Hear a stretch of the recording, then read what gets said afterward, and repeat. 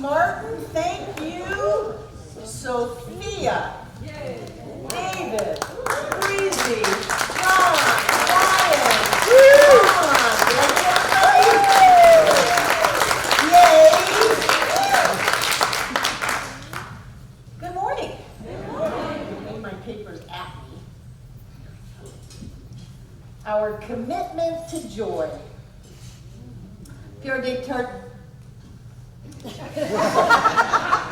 Pierre Teilhard de Chardin said that joy is the infallible sign of the presence of God. And Science of Mind teaches us that we are created out of joy and that our divine state is joy. And our spiritual job is to be happy. The Dalai Lama says our purpose in life is to be happy. That's what we do when we get up in the morning. Today is a happy day. Today is the best day ever. And I know that some people think that that's simplistic, because they've told me that in that word. But if we're not going to have a happy day, then what are we going to have? Picking and choosing from the buffet of life. If we're not going to have the best day ever, what are we going to do? Have the worst day ever?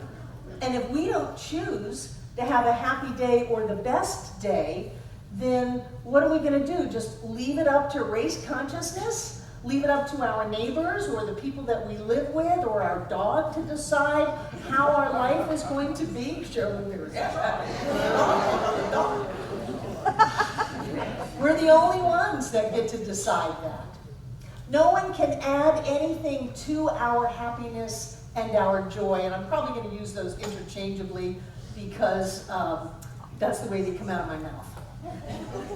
No one can add to our happiness and our joy, and no one can take away from it, no matter how it seems, no matter how many soap operas we were raised on, or how many times it felt like someone was taking away from our joy or our happiness.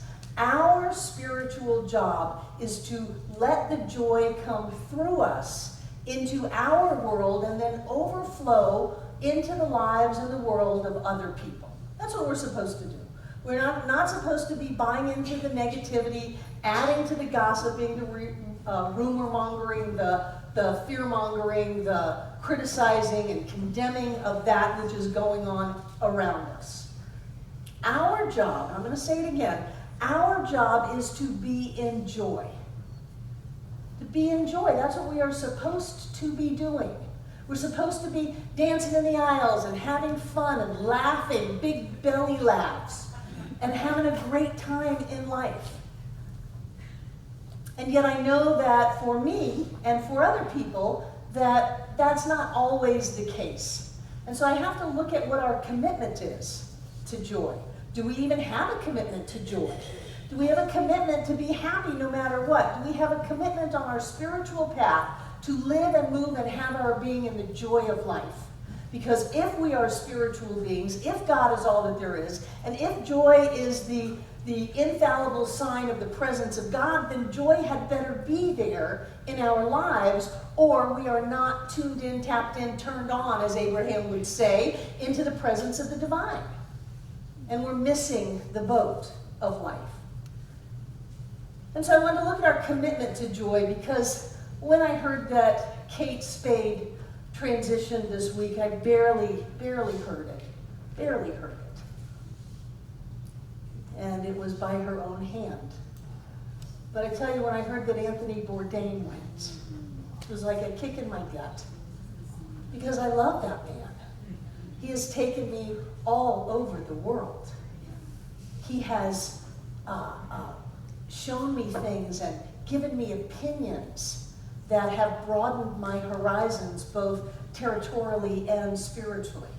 And I've watched him for years and years and years. And so it brought up in me this idea of what is our commitment to joy, and that it doesn't come from the outside, and nothing and no one can take it away from us, that it is always an inside job. Because I know that this community has been touched by people transitioning by their own hand.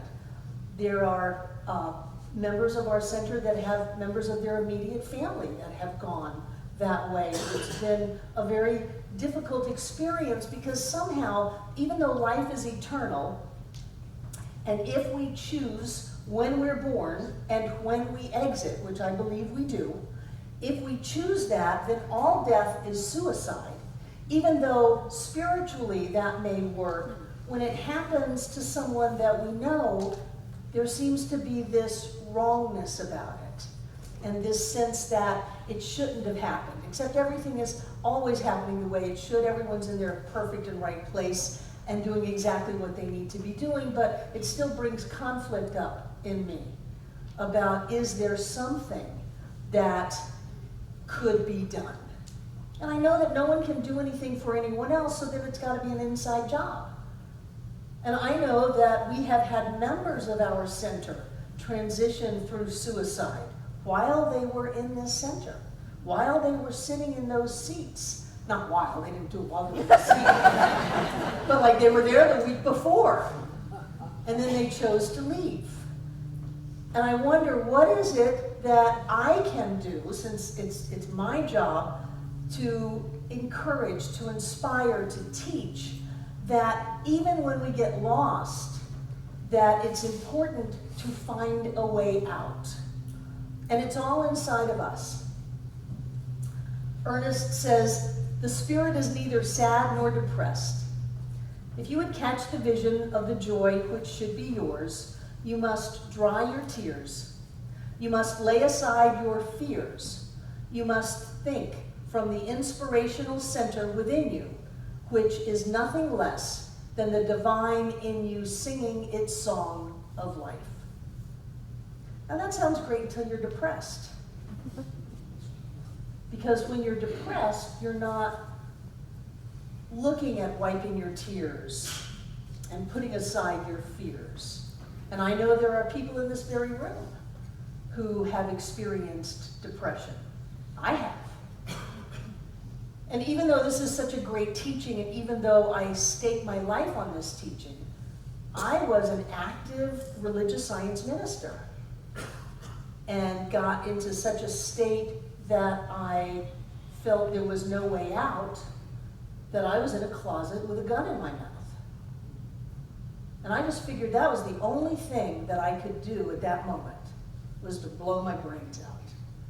Even though I knew that God is all that there is, that I'm a powerful, creative, spiritual being alive and well on planet Earth, that the entire universe supports me, and all I need to do is get a hold of my state, get a hold of my thought, get a hold of my words, and everything could change. I couldn't seem to do it. And at that moment, when I was outside of my body, my then husband came in the room calling my name. There's only one mind. Everybody knows everything. And I took the pistol and I put it back up on the shelf in the closet and came out, and he said, "What are you doing?" And I said, "Nothing." And that was the end of that conversation. It was not the end of depression. It was not the end of hopelessness and helplessness. It was the end of the conversation. And I wonder, what is it inside of us that we can tap into when we go down that path that keeps us from sliding all the way down? I know that there are times in all of our lives when either in the past things have looked hopeless, or sometimes in our present moments things look hopeless. And I wonder, what is inside of us that we can grab hold of and have it lift us up? But the thing is that we are not islands unto ourselves. We are all connected. And so is there something that we can offer each other?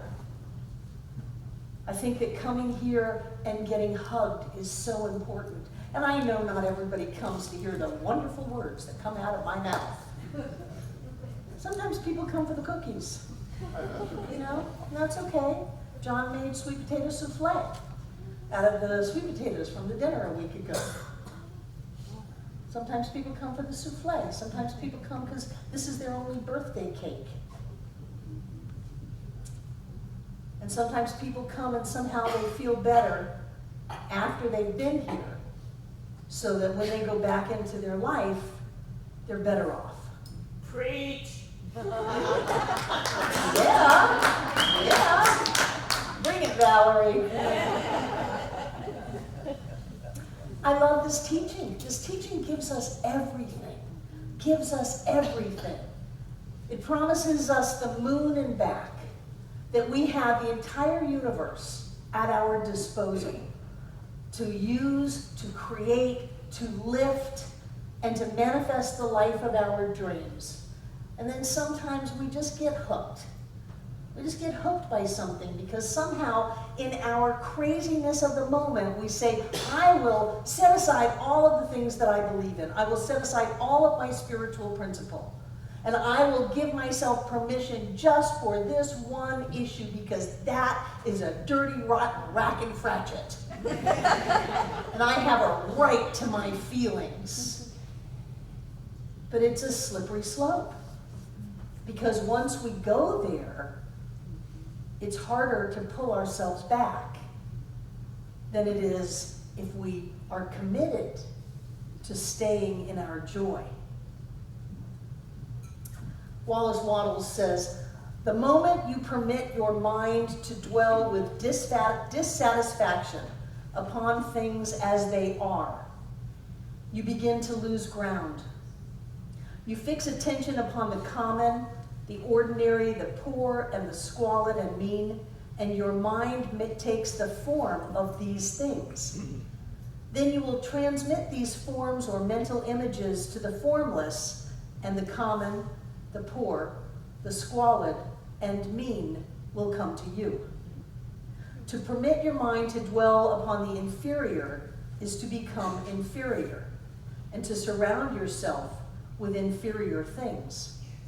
On the other hand, to fix your attention on the best is to surround yourself with the best and to become the best.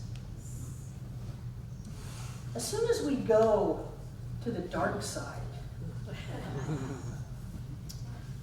Yoda, fear is the path to the dark side. Fear leads to anger, anger leads to hate, hate leads to suffering. As soon as we go to the dark side, we get hooked.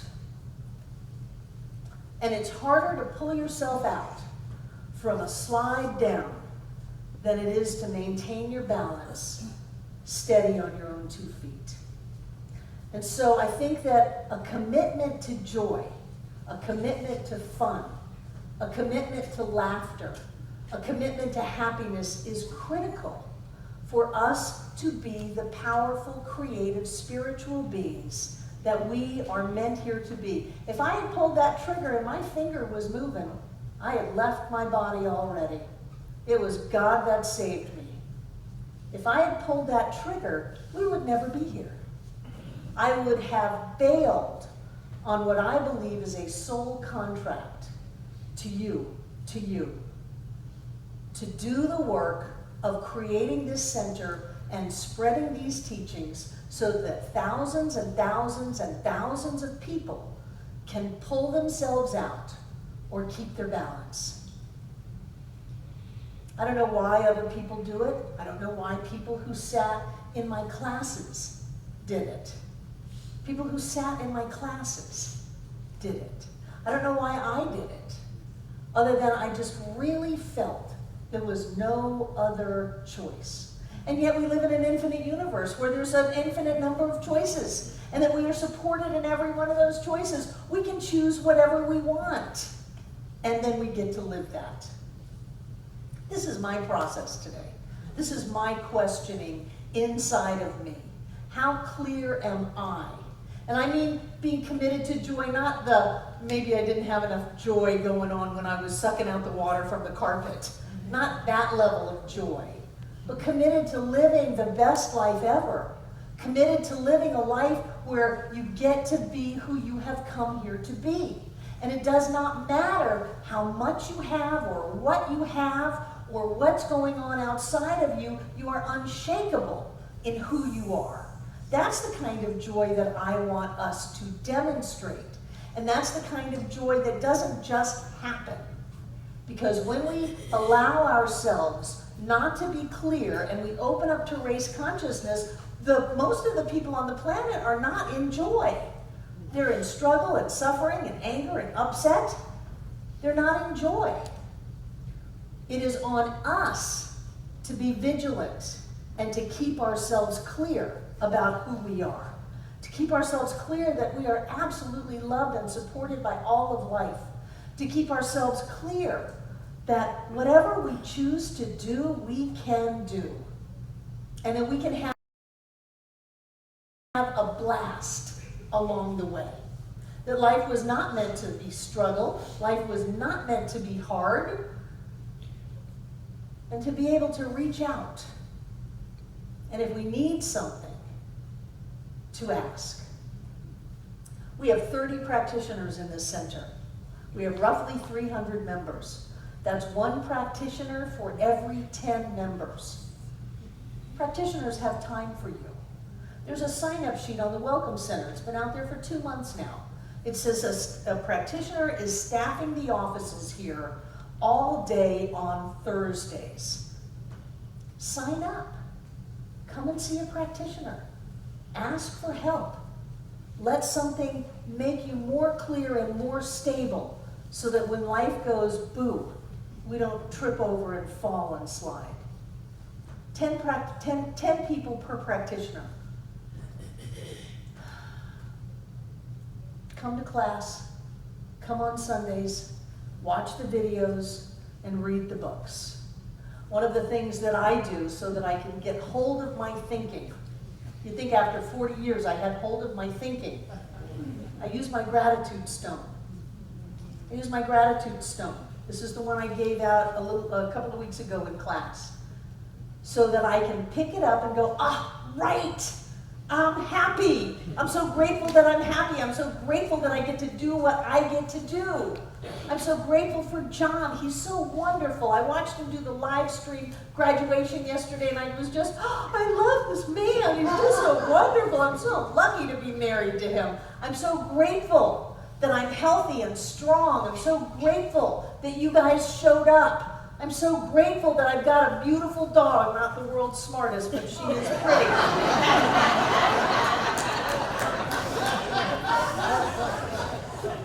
I'm so grateful that I live in Asheville, North Carolina. Yeah, I'm so grateful. I'm so grateful, I'm so grateful, I'm so grateful because I am committed to joy. I am not committed to suffering. What are your choices? Well, would you like to commit to suffer today? Oh, I think I'll commit to suffer today. I'll go out of my way. I'll set everything up so that I can suffer today. That's stupid. We commit to joy. And then you get the little voice that comes in your head and says, well, my goodness, aren't you big for your britches? My goodness, do you think you really should be happy? Do you think you deserve to be happy? What have you done to be happy? Have you paid for your happiness? That's a crock. We are created out of joy. One of the verities of spirit is joy. We are made out of the essence of the divine as us. We're made out of joy. We're beings of joy. Where's your joy? Where's your joy? You know, it's like that comedian, where's your sign? No. Here's your sign. Here's your joy. Here's your joy. Except nobody's got your joy but you. Nobody can dig a hole and jump in it but you. Nobody can get yourself out but you. How committed are you to really living the life of your dreams? To being happy no matter what? These two people, by all outward signs, they were very successful. Very successful. When you don't have success, it looks like success is the answer. It's like when you don't have money, it looks like money is the answer. Then you get money, realize it's not the answer, but you got to get the money so you don't know, so that you know that. Who are you? Who are you? Who are you? God informed. Thank you. Thank you. God informed. When Francis Leahy was here, he loved to give people this book. It's called This Thing Called You. And this book tells you who you are. I did a class almost 2 years ago on Monday nights where we would talk in the first hour, and then the second hour I would turn all the lights down and light a candle, and I would put people through a relaxation process and kind of hypnotize them, and then read these passages to them over and over and over. It's online if you want to go see it. It's called This Thing Called You. You can play it for yourself over and over and over again to allow those statements to get into their subconscious. And I believe deep, deep healing occurred during that class. And I want to do that just a little bit today. Because when we know who we are, when we know whose we are, then we get to live the life that we are supposed to live. And I believe that that life is not only a life of health and wholeness and prosperity, it's a life of joy. It's a life where things unfold easily for us, and we get to move forward, feeling solid and stable. So I want to do this a little bit today. You up for it? Yes. Anthony, can you lower the house lights a little bit? Go ahead, take them on down. We'll leave the stage lights on for the camera. So take a deep breath and close your eyes. You can put your feet on the floor, your hands, loosen them up. And very quickly, simply start at the top of your head. Focus on where the hair or where it used to come out of it comes out of your scalp. And relax. And let your awareness go around your whole head, your face, your tongue, your throat, your mouth, and just relax. Relax your shoulders and your back, your arms, elbows, forearms, and hands. And take a minute and focus on your hands with a little gratitude for all that they do, all the intricate things they do for you. Tell them thank you for being such good hands. And then relax your chest, your stomach, all of your internal organs, your digestive tract, your belly, your abdomen, your derriere.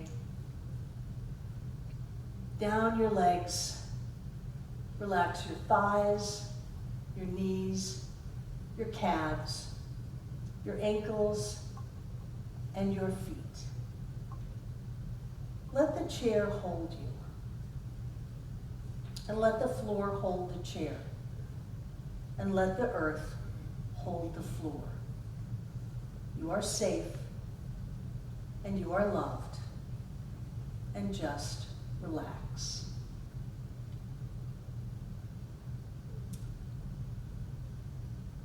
I place my affairs in the hands of goodness, love, and wisdom. I am guided by divine intelligence.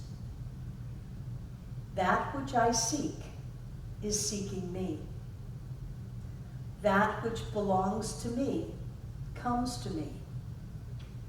What is mine will claim me, know me, rush to me. Only good, truth, love, wisdom, and power goes out from me. Only good, truth, love, wisdom, and power comes back to me. The power of the living spirit exists at the center of my being. God is right where I am. God is what I am. All that God has is mine now.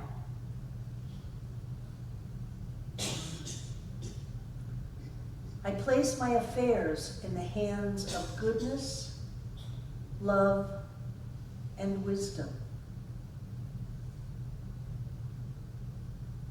I am guided by divine intelligence. That which I seek is seeking me.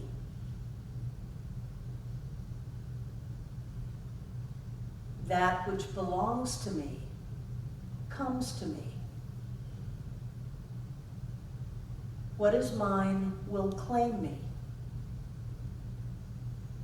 know me, rush to me. Only good, truth, love, wisdom, and power goes out from me.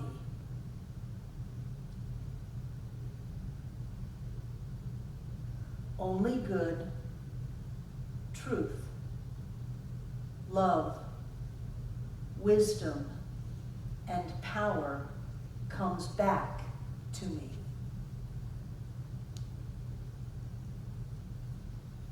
The power of the living Spirit exists at the center of my being.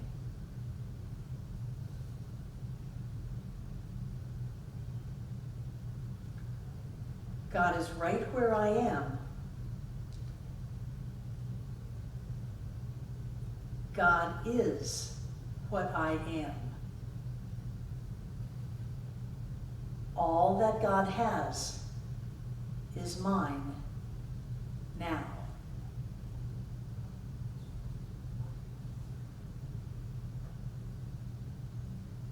This is the truth of who you are.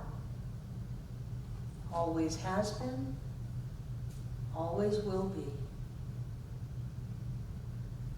You are a being of light. You come from the light. You are a being of love. You come from the love. And all is well.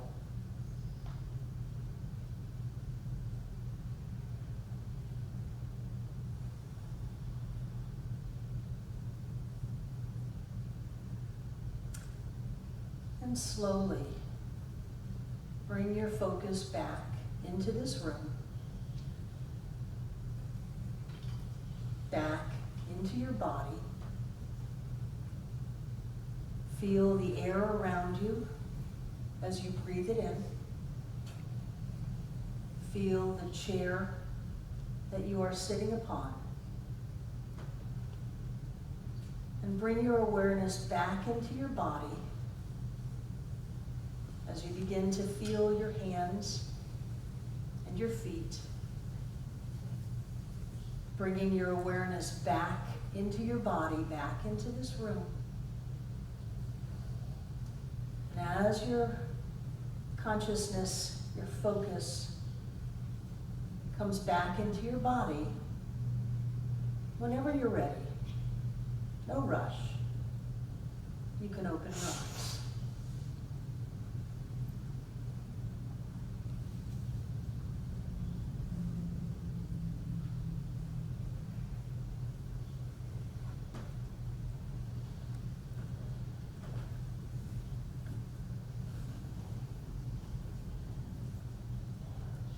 Breathing back into your body, back into your body, or waking up either way.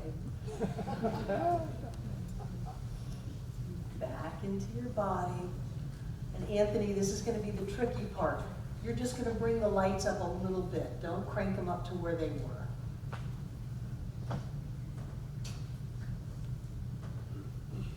Just a little bit up, up, up, up, up, up, up, up. How did that feel? Wow. To be committed to joy means that you give yourself that which you need to be joyous. Whether it's reading words to yourself, whether it's meditating, whether it's going to the spa, whether it's eating food, whether it's speaking kindly to yourself. To be committed to joy means that you give yourself what you need. And if you've got some kind of a voice inside of your head that is speaking disparagingly of you, stop it. Say something different. We are a point of awareness in the mind of God. We are a point of individualization of spirit in form as us. We are never alone. You can bring the lights up just a little bit. Because spirit is always here. And as we open up and we feel that, it feels pretty good. This is something that you can use to check yourself out. If you feel bad, you're doing it wrong. If you feel good, you're doing it right.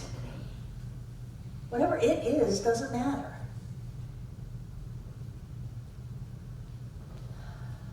I know that this is a really special place, that when you come in these doors, it's like we're safe from the world, and we've got what we need, and we can do anything. And then sometimes we go out there and maybe we don't feel that way all the time. So I want to encourage you to commit to joy. Today is a happy day. Today is the best day ever. Call somebody if you need to. God, call before it gets desperate. Geez, I don't want to hear it that you're, in lockdown or something. Call early. Pray early, late, and often. Remind yourself of who you are. It's not bad or wrong. It just doesn't really help you to go down that slippery slope. And no matter how justified you may have been in the beginning, the price for it, whether you end up leaving this plane or just end up being miserable for decades, the price is too high. It's too high just to be right and make them wrong, just to feel helpless and hopeless and make someone else true about you. So this was different, but I just want to say that we have the best teaching in the world, and we have to use it. We have to use it all the time, because these things can slip up. And if you find that they have slipped up, for God's sake, ask for help. And let someone remind you that you are amazing, that you are magnificent, that you are a being of light, you are a being of love. You are all of the glory of God itself, showing up in form as you. And whatever it is that you have made believe is real in your life, that has all the power over you, it is not true. It is absolutely not true. You have the power in your life. You are the captain of your ship. You determine your destiny, and you can do anything. And so it is.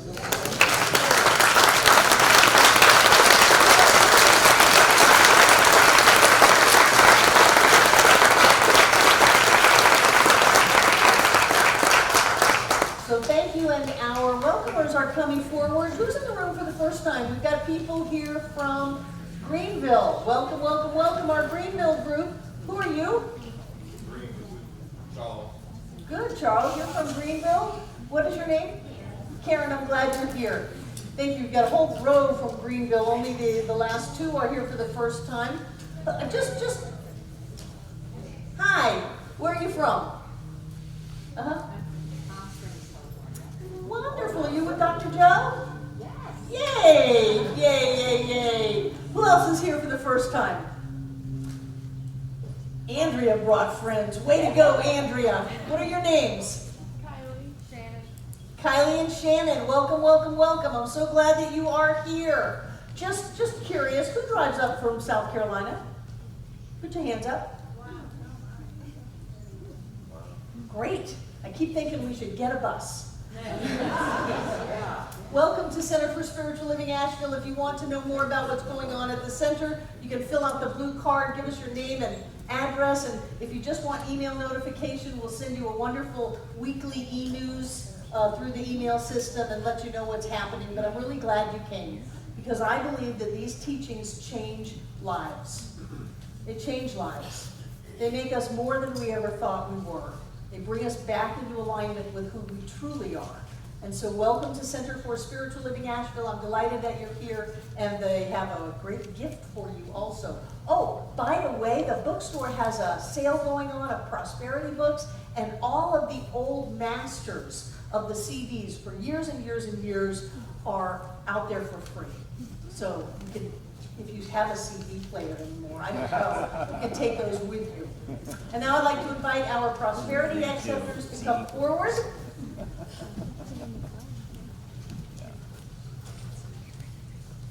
I want to thank those of you who give in so many different ways. There's the donation station out there, there's PayPal, there's checks from your bank, there's the auto giving program. Thank you for the way that you so generously support this center. I'm very, very grateful, very grateful. And those of you who are watching online, you can click the donate button and it will take you to our YouTube, our PayPal account, and you too can be a part of this giving process. So whatever it is you're giving, I like to put it in my hand and bring it to my heart. And what I know is that God is the source of all. That we are rich and blessed in every way in this thing called life. I know that as we give, we receive, because whatever we give out, we set spiritual law in motion. It multiplies it and gives it right back. And so right here and right now, each of us opens up to all of the bounty of life, giving from that sense of fullness to all that this center is. I know that we all come together this day to make this Center for Spiritual Living Asheville all that it was ever meant to be. It is a place of peace, a beacon of light, a tower of strength, and a fountain of wisdom for all who call it home. And we'll repeat our investment affirmation together aloud. We freely and lovingly give from the abundance and fullness of my overflowing wealth, knowing my gift goes with love as it touches and blesses the world